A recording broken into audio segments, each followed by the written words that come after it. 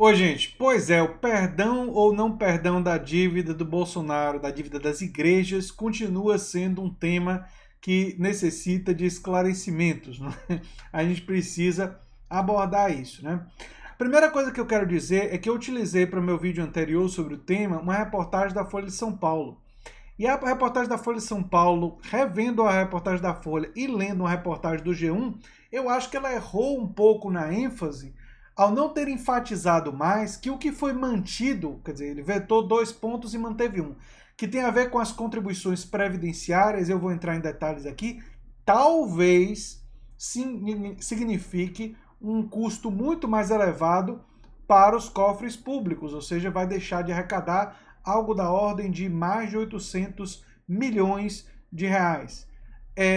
Existem algumas dúvidas, porque não está muito claro ainda 100%, a própria reportagem do G1 diz isso, se esse dinheiro todo ele seria perdoado ou vai ser uma parte dele, ou seja, ainda está uma situação meio nebulosa, mas me parece que a reportagem da Folha de São Paulo deveria ter enfatizado mais isso, e ela enfatizou muito a ideia de que Bolsonaro vetou e irritou a bancada evangélica. Enfim, foi uma questão de ênfase que a reportagem da Folha de São Paulo talvez não tenha sido tão precisa assim, não é? E vamos lá. Uma outra questão é que algumas pessoas disseram: André, você não deveria estar dizendo que Bolsonaro traiu a bancada evangélica. Essas pessoas não perceberam que não era eu dizendo. Eu até para ajudar essas pessoas fui lá no vídeo e coloquei aspas no título para ajudar a compreensão. Mas eu estava citando, no vídeo eu explico isso, que parte da bancada evangélica usou essa linguagem para se referir à atitude de Bolsonaro. Então são eles que usaram esse tipo de linguagem. Eu não sou muito de usar esse tipo de linguagem, a não ser quando alguém trai a classe trabalhadora, que aliás foi como eu caracterizei o Jim Clyburn, o Barack Obama, o voto da Tabata Amaral e de outras pessoas do PDT e outros deputados a favor da reforma da Previdência. Quando trai a classe trabalhadora, eu uso a palavra trair. Fora esse caso, eu não uso muito. Eu usei nesse caso citando membros da bancada evangélica. Algumas pessoas não compreenderam isso. E a outra coisa interessante, e aí mais absurda, é que Bolsonaro defendeu a derrubada do que ele vetou, ou seja, dos 2 pontos que ele vetou, ele defendeu a derrubada, o que é uma coisa assim, mostra que ele fez o veto por uma medida estratégica, não é? Ou talvez até tenha sido convencido da possibilidade do impeachment, embora eu acho essa coisa mó furada, né? Eu não acredito nisso. O que eu acho mais provável, mas realmente não temos como entrar na cabeça do Bolsonaro e saber, é por isso que a gente tem que ver a estratégia pelos resultados e também como ele moveu a estratégia, é que parece que ele queria ficar de bem tanto com liberais quanto com evangélicos. A estratégia que ele usou foi projetar a questão dos vetos para os liberais dizerem: poxa, que coisa boa, ele vetou o perdão da dívida das igrejas, não vai explodir os gastos públicos, então os liberais gostam dessa parte. E aí ele diz, se comunica diretamente com os deputados evangélicos: não, vocês podem reverter o pouco que eu vetei, e se lembrem que na questão previdenciária eu não vetei nada, pelo contrário, eu já aceitei, e pode ser que na questão previdenciária esteja a maior parte do bolo do perdão. Então foi uma estratégia para tentar agradar gregos e troianos, né? Para tentar agradar os dois lados dessa disputa. Isso daí me parece relativamente evidente. E aí a reportagem do G1 traz o seguinte, que de acordo com a Secretaria-Geral da Presidência, Bolsonaro sancionou o item que confirma e reforça que pagamentos feitos pelas igrejas a ministros e membros das congregações não são considerados remuneração. Isso significa que esses valores não estão sujeitos à contribuição previdenciária, que eu disse sobre a questão da previdência. Ou seja, se você é ministro de igreja e recebe um montante gigantesco, não é remuneração. Que legal, né? O cara compra jatinho, carro grande, né? Um barco, e aí a pessoa diz assim: você é remunerado pela igreja? Não. Não tenho salário, né? De vez em quando a igreja me faz uma doação de uns 400, 500 mil reais a cada 2 meses. Aí depois faz uma doação de R$1 milhão e eu agradeço. Deve ser isso que ele...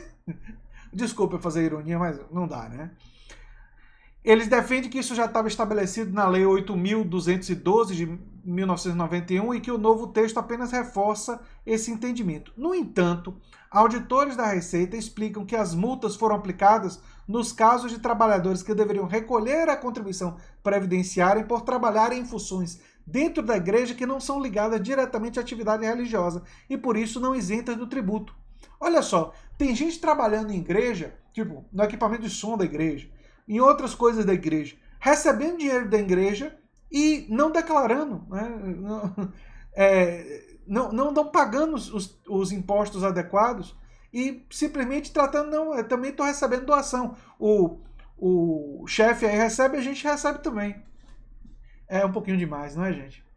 No entendimento do Palácio do Planalto, a Receita Federal poderá anular as multas que tenham sido aplicadas às igrejas por não terem recolhido a contribuição previdenciária. Ao defender o veto total ao perdão das dívidas, o Ministério da Economia indicou que as igrejas e templos acumulam, entre outras pendências, 868 milhões em débitos previdenciários. E se esses débitos previdenciários fossem totalmente anulados, né, quer dizer, perdoados, né, seria esse o valor que você deixaria de ser recolhido. O parecer da área econômica não esclarece, e aí é dúvida, se da forma como foi sancionada a nova lei da anistia todo esse valor. E eu fui ler sobre isso nesses dias e não estou convencido se qual é a parte desse valor que está perdoado. Não, isso também não ficou claro. Eu quero agradecer aqui ao PM Fixman, que trouxe essas informações para mim. Ele é um desses inscritos, eu quero aqui fazer um agradecimento aos inscritos, que além do brilhantismo, da educação e, enfim, diversas qualidades que meus inscritos têm, eu tenho vários inscritos assim que têm muita competência técnica de observar coisas, né? E ele, aqui fica um agradecimento e um elogio, não é a primeira vez que ele percebe que tem alguma coisa errada com a reportagem. A reportagem da Folha de São Paulo, ele tem razão. Ela não enfatizou corretamente esse aspecto. E eu, como usei ela como fonte, cometi o mesmo erro. Mas eu costumo brincar aqui no canal que, bom, errar é humano, a gente olha, vê que errou, porque entende onde estava o erro, reconhece e tenta no vídeo seguinte reparar o erro e explicar melhor a situação, não é? Enfim, vou até colocar naquele vídeo, na descrição, que fiz um novo vídeo procurando, digamos assim, dar um retrato mais completo dessa situação do perdão das igrejas. E eu espero que esse vídeo tenha ajudado vocês a melhor compreender isso. Me parece apenas, e como eu acho que no primeiro vídeo eu estava com absoluta razão, que o campo progressista, que o campo da esquerda, ele precisa ser firme nessas questões. E a atitude do PCdoB realmente é uma atitude que eu não consigo entender. E que eles, para mim, erraram, pura e simplesmente.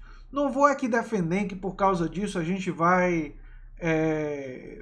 assim, não vai falar com essas pessoas, vai tentar, né? A gente deve criticar essa atitude, discordar, é da democracia a gente discordar e pode criticar duramente essa atitude. Eu acredito que é a postura correta diante do que o PCdoB fez, que, a meu ver, não se sustenta. E até a origem da lei, do David R.R. Soares, não é? David, nem me lembro mais o primeiro nome dele.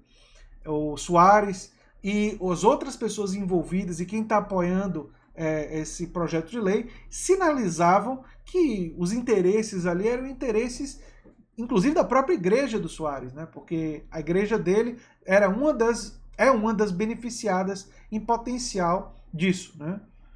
Enfim, situação no mínimo curiosa, para não dizer outra coisa.